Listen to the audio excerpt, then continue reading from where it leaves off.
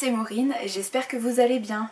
Aujourd'hui je reviens avec une vidéo update lecture pour vous parler de 4 romans que j'ai lus il y a quelques semaines maintenant. Dans cette vidéo je vous parlerai donc de Sorcières associées, de Ronces blanches et roses rouges, des Lettres de Rose et de Mademoiselle Blanche, ce qui fait beaucoup de roses et de blanches dans les 3 derniers titres que je vous ai présentés. Sorcières associées est un livre écrit par Alex Evans et publié chez Actu SF dans la collection Bad Wolf.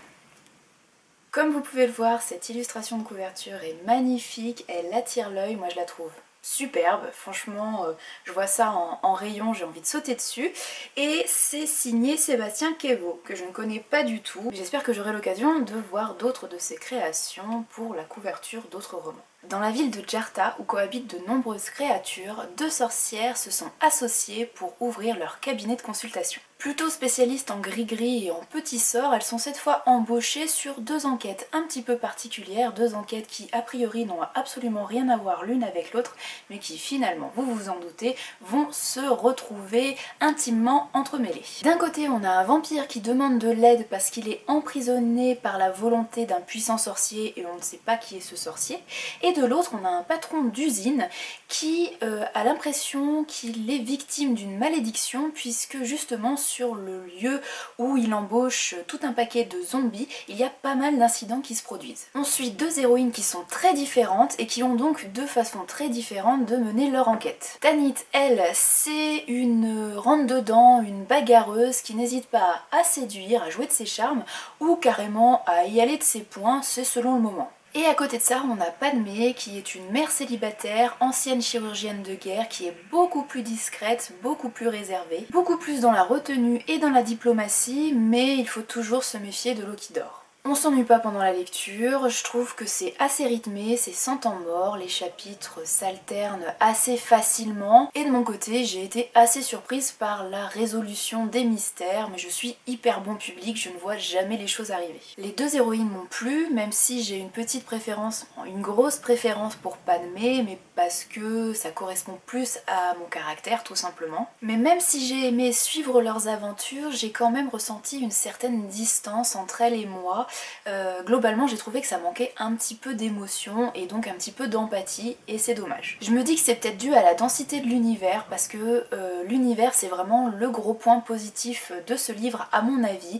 C'est un univers très dense, ça fourmille de créatures, le contexte géopolitique paraît hyper bien construit, mais on n'a que quelques petites bribes d'informations pendant cette lecture et donc on est peut-être un petit peu trop occupé à essayer d'ingérer, de digérer tous les petits détails qu'on peut avoir dans le texte pour pouvoir vraiment ressentir des émotions pour les héroïnes et ce qu'elles peuvent vivre. Mais voilà, avec ce contexte si dense, si riche, on se doute que l'auteur en a encore sous le pied et qu'elle peut donc nous proposer beaucoup d'autres aventures parce que voilà, c'est un contexte qui est très exploitable encore, il y a encore beaucoup de choses qui peuvent se passer dans cet univers avec ce contexte géopolitique, on n'a fait qu'effleurer quelques points, alors affaire à suivre, peut-être qu'il y aura d'autres aventures dans cet univers. Pour vous donner un petit aperçu de la plume de l'auteur et de l'univers, je vous lis, comme j'avais pu le faire dans une précédente vidéo, les quelques premières lignes du premier chapitre de ce Sorcières associées. Chapitre 1, Vampires et zombies. Et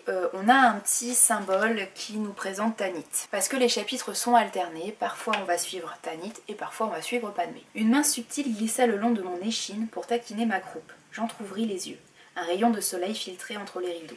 Réveillée ma belle Tanit, que dirais-tu si on remettait ça? La main remonta le long de mon flanc pour effleurer mon sein gauche. Mon regard se posa sur la pendule. 10 heures. Mon premier rendez-vous était à 13. J'avais assez de temps soit pour un petit déjeuner complet avec œufs, toast et journaux, soit pour une partie de jambes en l'air avec ce type que j'avais plumé la veille au casino. Nul au poker, mais expert au lit. Ses doigts abandonnèrent mon sein et descendirent au creux de mon bas-ventre. Tant pis pour le petit déjeuner. Lorsqu'il fut parti, je m'attardai à ma toilette. Moi j'aime les nippes tape à l'œil. C'est Padmé, mon associé, qui porte toujours des saris discrets et insiste sur l'importance de présenter une image de sérieux. Mais une sorcière a-t-elle besoin d'avoir l'air sérieuse? On n'est pas des notaires. Les sorciers ont été des excentriques depuis la nuit des temps. J'accrochai 2 grosses émeraudes à mes oreilles et attachai mes cheveux au burn sur le sommet du crâne. J'optai pour une tenue nordiste bâtarde avec une chemise décolletée, une longue jupe en soie rouge et un corselet noir qui mettait ma taille bien en valeur. Affaire à suivre. Je me suis ensuite plongée dans Ronce Blanche et Rose Rouge de Laetitia Arnoux aux éditions Magic Mirror Éditions. Il s'agit du premier titre publié par cette toute nouvelle maison d'édition qui sera dédiée aux réécritures de contes de fées et aux merveilleux de façon générale. Alors ici il s'agit d'une réécriture, d'une modernisation d'un des contes des frères Grimm, un conte qui n'est pas très connu et qui s'appelle Blanche-Neige et Rose Rouge. Attention, ce n'est pas du tout une réécriture du célèbre conte Blanche-Neige. Cette fois, je commence par vous lire le prélude. Les yeux sont le miroir de l'âme. On le disait jadis, on le dit aujourd'hui et on le dira encore demain. Ces quelques mots peuvent sembler n'être rien de plus qu'une banalité, un vieux dicton auquel on ne prête que peu d'attention. Pourtant, ils ont un sens certain et trop nombreux sont ceux qui l'oublient, car les yeux ne peuvent pas mentir. Quand les lèvres se tordent en un faux sourire, quand les mains s'enlacent avec hésitation, ou quand les bouches embrassent sans plaisir, les yeux, eux, ne parviennent pas et ne parviendront jamais à se parer d'une gentillesse, d'une tendresse ou d'une bonté qui n'existe pas chez leur hôte. L'illusionniste était bien placé pour le savoir, car s'il était la bonté et la sagesse même, il n'en était pas moins confronté, jour après jour, aux leurres et aux mirages, à la duperie aussi.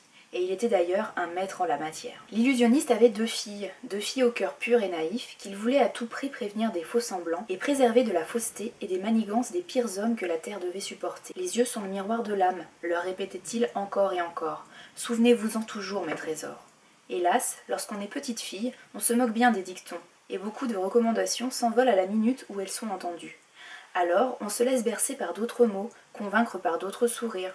On aime accorder sa confiance aux gens, au temps, à tout et à tout le monde. Je peux pas vous lire l'entièreté du prélude, ça serait beaucoup trop long, mais si vous vous laissez tenter par ce titre, vous verrez que dans ce premier chapitre, on va découvrir la vie d'une famille assez modeste, d'un père, d'une mère et de leurs deux filles. Ils vivent dans un appartement, dans une période qui semble assez contemporaine à la nôtre, mais on peut pas trop définir celle-ci. Le père est donc illusionniste professionnel, ce qui ravit sa fille la plus jeune, qui s'appelle Rose, qui est émerveillée par les tours de passe-passe de son père.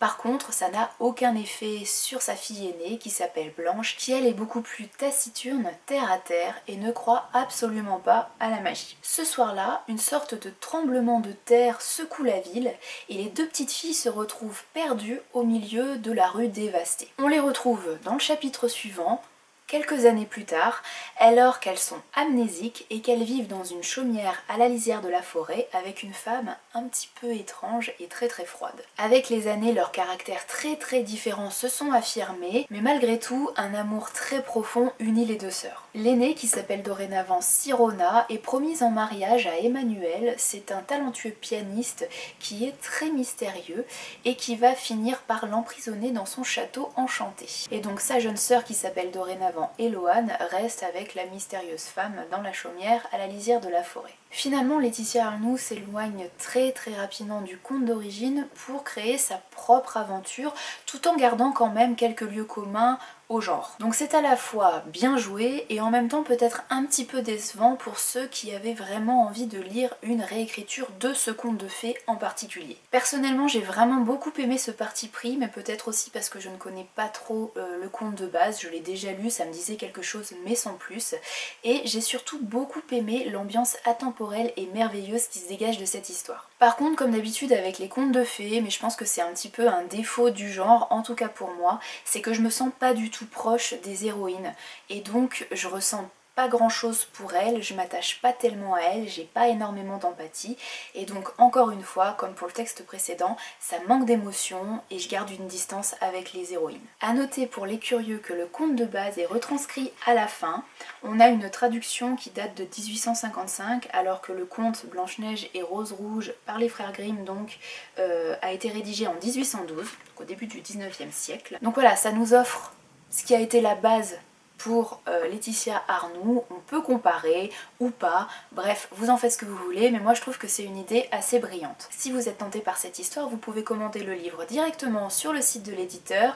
Je vous ferai passer en description de la vidéo un petit code promotionnel que vous pouvez utiliser et qui vous permettra d'ajouter à votre commande un marque-page gratuit, marque-page aux couleurs de cette histoire. Par contre, juste comme ça pour faire une digression, parce que j'en ai encore pas fait depuis le début, j'ai lu sur plusieurs blogs que les lecteurs étaient un petit peu choqués entre guillemets par le prix du livre. Donc le livre est à 18 €. Donc personnellement c'est un prix qui ne me choque pas du tout. C'est le genre de prix qu'on peut retrouver chez d'autres petits éditeurs pour des livres du même format et d'à peu près la même taille avec cette qualité graphique, etc. Et j'ai surtout envie de faire une petite comparaison.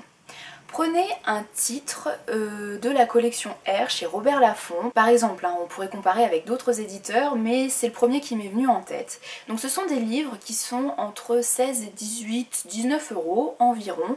Alors certes, ils paraissent beaucoup plus épais, donc ils font généralement entre 400 et 500 pages, mais quand vous regardez bien, les marges sont énormes, la police d'écriture est très grosse, et le grammage du papier est hyper élevé, ce qui fait que les pages sont très épaisses, et que ce sont des livres que vous lisez en 2-3 heures maximum et que vous payez le même prix que ce livre dont la police de caractère est normale avec des marges assez étroites, donc vous avez plus de texte à lire.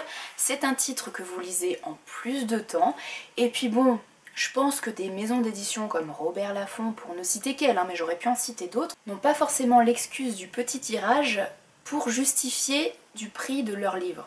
Alors que les petites maisons d'édition, comme je ne vous l'apprends pas, elles publient en peu d'exemplaires, ou pas beaucoup d'exemplaires, forcément le prix de revient est plus élevé et donc elles sont obligées de faire payer leurs livres à la fin plus cher aux lecteurs. Mais bon, plus vous allez lire ces petites maisons d'édition, plus elles auront de moyens, plus elles publieront en grosse quantité et moins les livres reviendront cher à la fin. Voilà.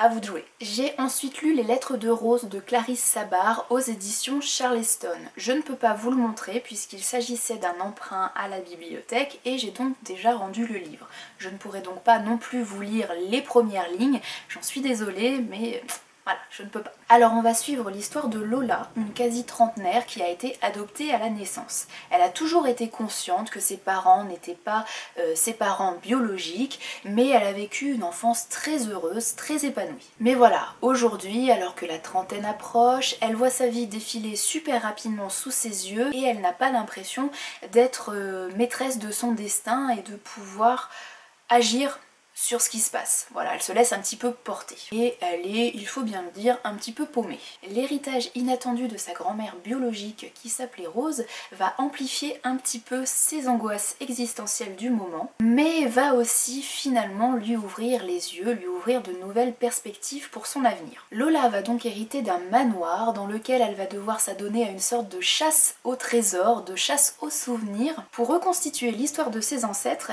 et donc en apprendre plus sur ses propres origines. Et les chapitres alternent récits dans le présent dans lesquels on suit la quête d'identité de Lola et récits dans le passé dans lesquels on va découvrir les destins souvent contrariés des 3 générations de femmes au-dessus de Lola. À commencer par Louise, son arrière-grand-mère, puis Rose, sa grand-mère, et enfin sa mère, de laquelle elle ne sait absolument rien au début de l'histoire. Ce que j'ai bien aimé dans cette histoire, c'est que c'est l'occasion de voir ou de revoir que dans les années 20 et après, les femmes n'étaient pas franchement maîtres de leur destin. Et que globalement, pour réussir dans la vie, pour s'élever dans la société, pour s'en sortir, eh ben elles avaient que le mariage, et que généralement c'était plutôt des mariages de raison, de confort, plutôt que des mariages d'amour. Donc c'était des relations qui étaient carrément au détriment des sentiments et des émotions. Donc en fait quand je lis ces destins-là, je suis à la fois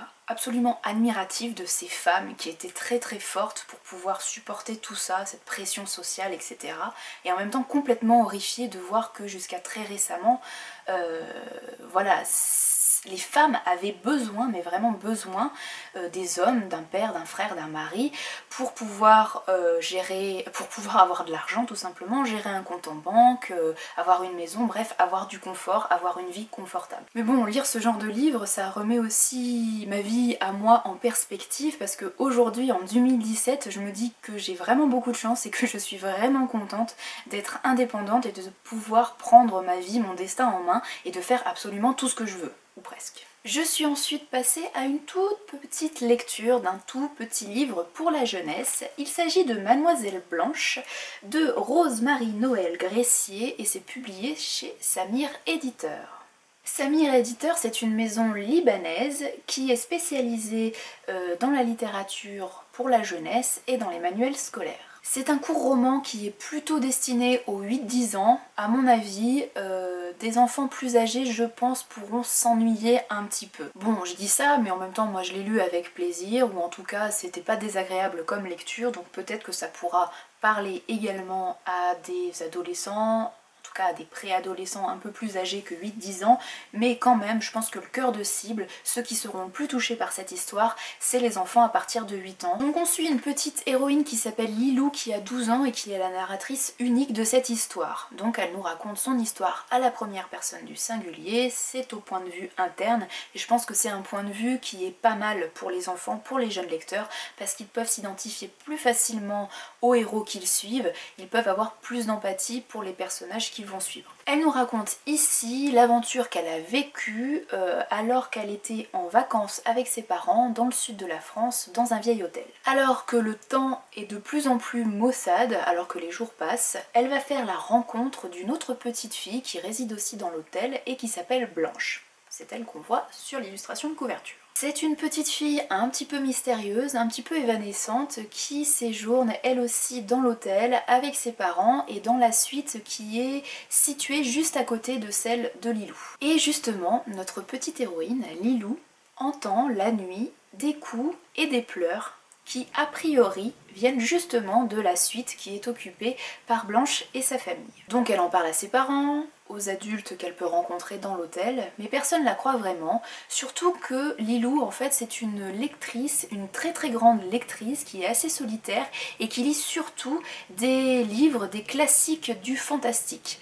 Donc en fait ses parents, qui sont absolument contre ces lectures, pense qu'elle a des hallucinations pendant la nuit, qu'elle fait des cauchemars tout simplement, et que tout ça est dû à ses lectures. Bien sûr, nous, lecteurs, on comprend très vite, bien plus vite que l'héroïne, que Blanche est un petit fantôme, mais je ne vous dis pas comment elle en est arrivée là, ni pourquoi, ce sera à vous de le découvrir si cette histoire vous intéresse. Je pense que c'est le genre d'intrigue, de petite histoire qui peut plaire aux jeunes lecteurs amateurs de fantastique, de fantômes, de mystères, etc.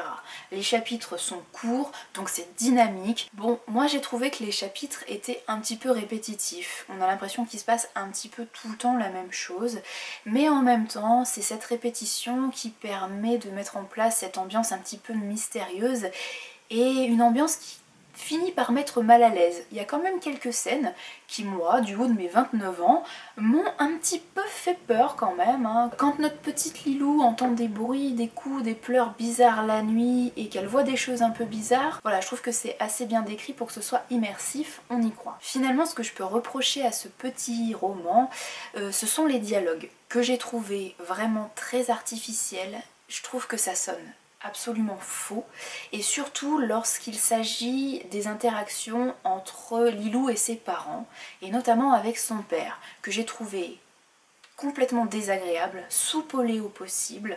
Voilà, j'ai détesté les adultes dans cette histoire en fait, et surtout les parents de Lilou. Pour finir sur le positif, il y a un point très très positif dans ce roman, ce sont les illustrations, puisque vous n'avez pas que cette illustration de couverture, mais toutes celles qui habillent le texte, qui sont en noir et blanc et qui sont en pleine page. Et il y en a quand même pas mal. Je sais pas ce que vous en pensez, mais moi je trouve qu'il y a un petit côté Benjamin Lacombe dans l'expression des visages, dans les visages. Alors on aime ou on n'aime pas, moi j'aime bien. Je trouve que c'est le genre d'illustrations qui font un peu poupée, qui sont à la fois fascinantes et en même temps qui mettent un petit peu mal à l'aise. Donc ça va très très bien avec l'histoire de Mademoiselle Blanche. Dans la prochaine vidéo Update Lecture, je vous parlerai du premier tome des Arpenteurs de rêves qui s'appelle Chimère captive, c'est de Mathieu Rivero et c'est dans la collection Naos des Indés de l'imaginaire. Je peux d'ores et déjà vous dire que j'ai assez aimé l'intrigue, que j'ai trouvé originale, mais par contre j'ai eu pas mal de mal avec le traitement des personnages. Je trouve que c'est très rapide et que là encore, niveau personnalité et dialogue, c'est peut-être pas franchement crédible, ça fait un petit peu artificiel. Donc il y a du positif et du moins positif. Je vous en parle la prochaine fois. Je vous parlerai également de Belladonna de Cécile Guillot aux éditions du Petit Caveau. C'est un recueil de nouvelles qui met en avant des femmes. des femmes très différentes. Vous avez des fantômes, des sorcières, des jeunes filles qui vivent des choses un petit peu étranges. J'ai lu ce livre en lecture commune avec Cathy, que je remercie si elle passe par là. On a eu des impressions quasiment similaires sur quasiment toutes les nouvelles. Il y en a quand même pas mal. Des très très courtes qui font 2 pages et des un peu plus longues qui vont jusqu'à 30 ou 40 pages. Je vous en parle plus la prochaine fois. Je vous parlerai également de ma relecture du premier tome de la trilogie des elfes, premier tome qui s'appelle Le Crépuscule des elfes. C'est de Jean-Louis Fedgen et c'est aux éditions Belfond. J'avais un peu peur que cette relecture soit moins intense que ce que ça avait pu être quand j'étais ado, la première fois que j'ai lu ce livre, et en fait non, ça a été un immense coup de cœur, j'ai adoré me replonger là-dedans, c'était trop bien, et j'ai super hâte de vous en parler parce que vraiment, voilà, j'ai adoré, et j'ai aussi super hâte de vous lire les premières pages parce que je trouve que ces premières lignes et cette première page, ça donne le ton sur tout le reste de l'histoire, et c'est trop génial, et il faut lire cette trilogie des elfes, il faut lire Fedgen. Si vous aimez le Seigneur des Anneaux, si vous aimez la légende arthurienne, si vous aimez voilà, le fantastique, tout se mélange, et le folklore irlandais également, parce qu'on va parler des Tuatha Dé Danann. Voilà, lisez ce livre, c'est trop bien, c'est plein d'émotions, c'est plein de références que j'adore, c'est trop bien et j'ai hâte de vous en parler la prochaine fois. Je pense que la prochaine fois je vous parlerai également du tome 3 de Nea Chronical, 3e et dernier tome qui s'appelle Manus Dei et c'est de Jean Vigne, toujours aux éditions du Chat Noir. Si je dis que je pense que je vous en parlerai, c'est parce que je viens juste de le commencer. Alors je sais pas quand je vous tournerai la prochaine vidéo, mais j'espère que je l'aurai terminé. Là pour le coup c'est quand même écrit assez petit, c'est assez dense. On verra. En tout cas je viens juste de le commencer, je l'ai commencé hier, je n'ai lu qu'une vingtaine de pages et je suis déjà très surprise par le chemin emprunté par l'auteur. Donc je pense que je vais aller de surprise en surprise et j'espère que ce sera aussi captivant que le tome 2 que j'ai beaucoup aimé. Sur ce, je vous souhaite une très belle future semaine, de très belles futures lectures et je vous dis à très bientôt. Salut!